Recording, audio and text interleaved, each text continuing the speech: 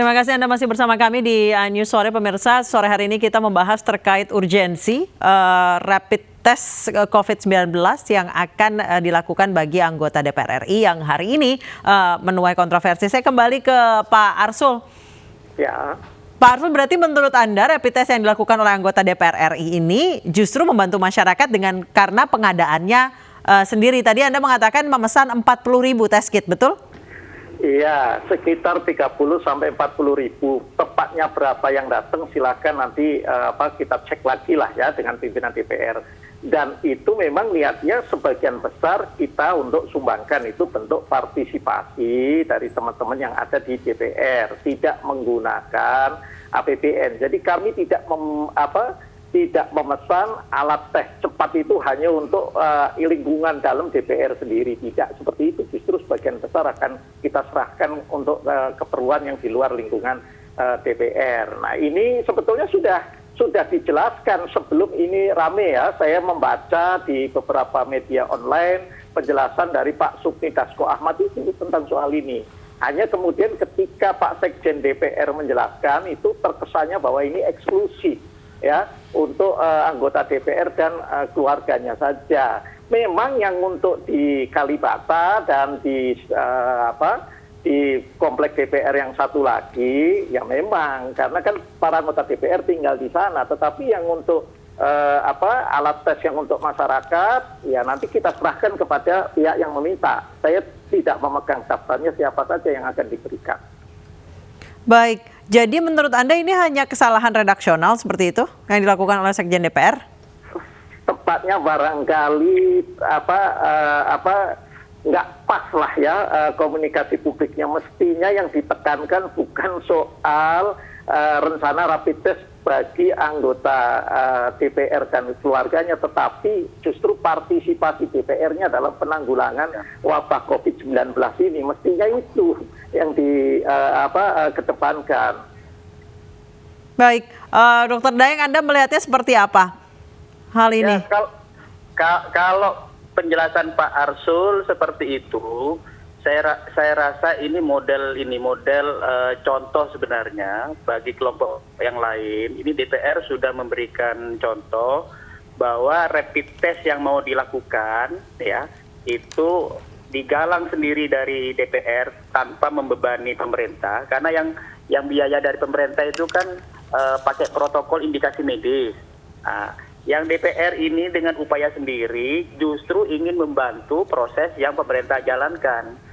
Apalagi itu digali dari pendanaan sendiri, ya mandiri ya. Kemudian sebagian mau disumbangkan, terutama ke masyarakat yang rentan.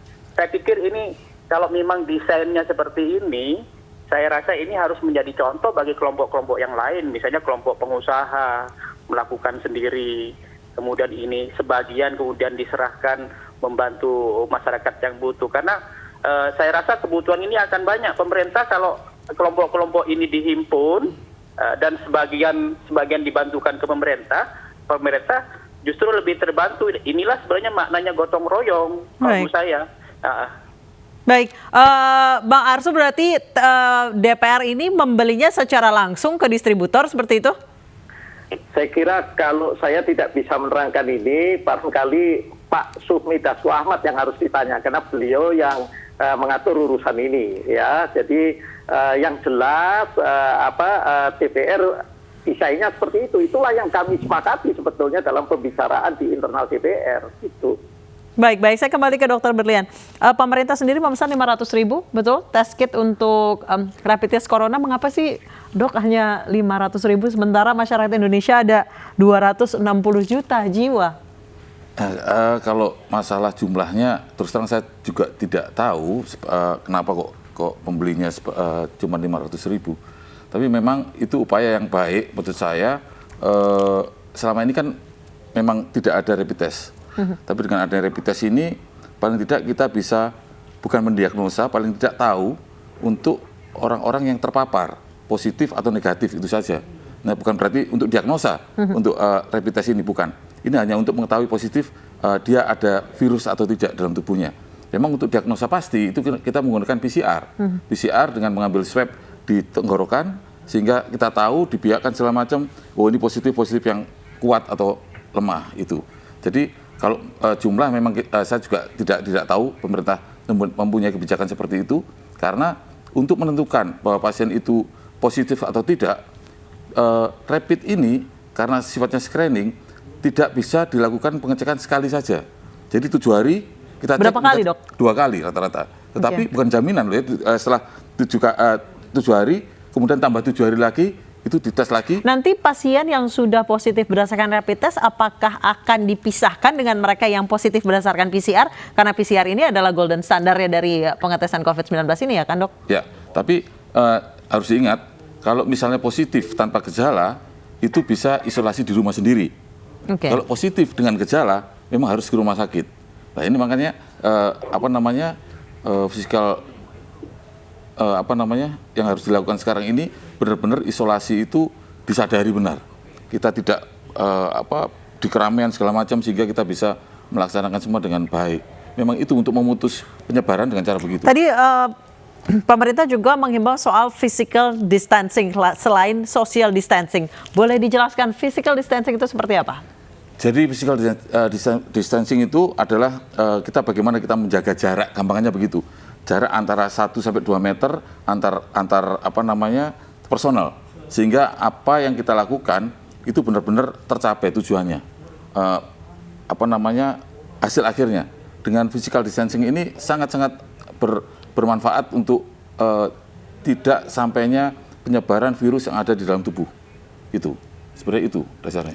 Baik, saya kembali ke Bang Arsul. Bang Arsul, nanti akan diikuti rapid test massal DPR RI ini akan diikuti berapa orang? Apakah benar sekitar 2.000 orang? Saya belum tahu karena yang namanya anggota DPR kan nggak bisa dipaksa-paksa. Saya sendiri sampai sekarang belum memutuskan kok apakah kemudian akan mengikuti rapid test atau tidak. Bagi saya yang penting sekarang ini yang ikuti saja anjuran dari pemerintah, dari otoritas agar kita melakukan physical distancing, stay at home ya, tinggal di rumah.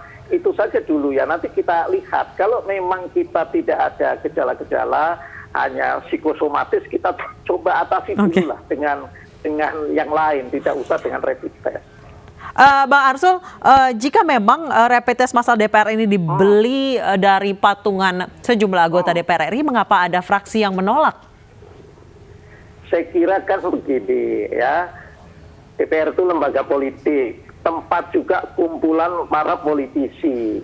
Ya, saya melihat kadang-kadang begitu ada yang tidak populer di mata publik, maka kemudian yang paling gampang itu adalah kemudian balik badan ya, meskipun misalnya dalam rapat-rapat tidak menyampaikan tidak setuju dan lain sebagainya.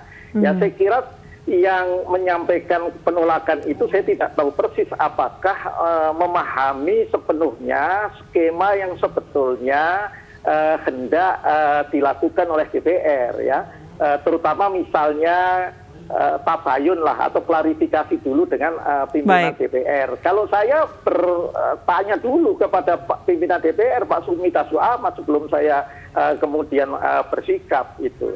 Baik, saya ke Dr. Daeng. Menurut Anda yang dilakukan DPR ini sudah seharusnya ditiru oleh lembaga lain, namun tentunya dengan redaksional yang tidak mengesankan, mengistimewakan pejabat gitu? Ya.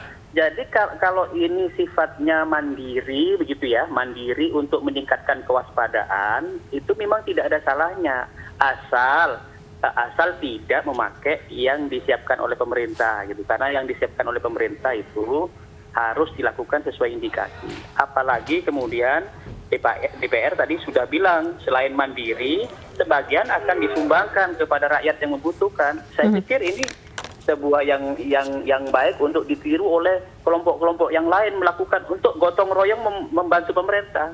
Cuman yang penting menurut saya ini, saya menambahkan dari Dr. Berlian tadi, bahwa rapid test ini sesungguhnya itu dilakukan dalam rangka mempercepat dan memperluas penelusuran kasus dan deteksi dini kasus. Baik. Karena kalau dilakukan dengan PCR, tempatnya lebih lama ya, Dok ya?